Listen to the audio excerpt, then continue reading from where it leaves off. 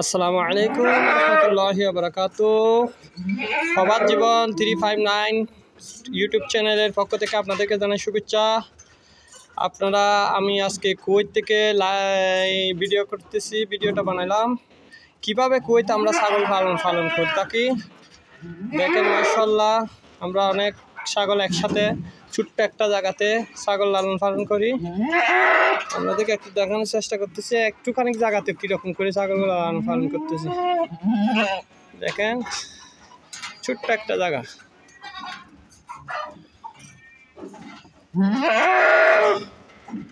দেখেন কিভাবে ছাগল পালন করতেছি। মাশাআল্লাহ গুলো অনেক বড় বড় ছাগল।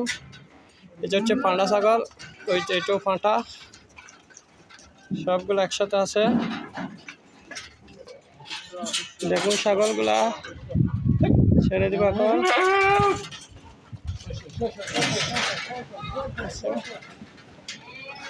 খানা দেওয়ার জন্য ছাড়ছি।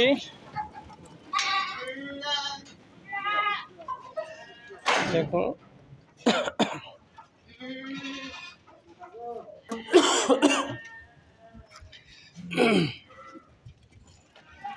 যারা এখনো আমার ইউটিউব চ্যানেলটা সাবস্ক্রাইব করেন নাই, এখনই সাবস্ক্রাইব করে নেন। আরও সুন্দর সুন্দর ভিডিও দেখার জন্য সবাই চ্যানেলটা সাবস্ক্রাইব করুন। দেখেন এগুলা রেসিং করা বাধ্যভাবে, লাইনবদ্ধভাবে খানা খাইতেছে। আপনারা যদি কেউ চান অল্প জায়গাতে, কম ছোট্ট একটা জায়গাতে আপনারা এরকম লালন পালন করতে পারেন। একসাথে মুরগিও রাখতে পারেন। এই যে আমার কাছে মুরগিও আছে, মুরগিও লালন পালন করতে পারেন। এগুলা হচ্ছে খানা খাওয়ানো হচ্ছে গম আছে না আমাদের দেশে, গম গিয়ম আর কি, গিয়ম। এবং এক ধরনের মুরগি আছে কুমড়া বুঁসি দিয়ে বানানো, ওটা দিয়ে বানানো। ওগুলা সন্ধ্যার সময় খাওয়ায় আর সকালবেলা খাওয়ায় ঘাস আমাদের দেশে যেটা দল আছে, কাঁচা দল, শুকনা দল, কোনোটা সমস্যা নেই, খাওয়ানো যায়। না হলে বিভিন্ন লতা পাতা মানে কেয়ার লতা, টমাটো গাছ, কাঁচামরিচ গাছ বা কপি, বাঁধাকপি, ফুলকপি, ওরকম যেগুলা পাতাকপি ফেলে দেওয়া হয় পাতা, ওগুলা সব কিছু খায়। গাছালির পাতা মতো খায় এবং শুকনা জাতীয় সব ধরনের ঘাস খায় এরা।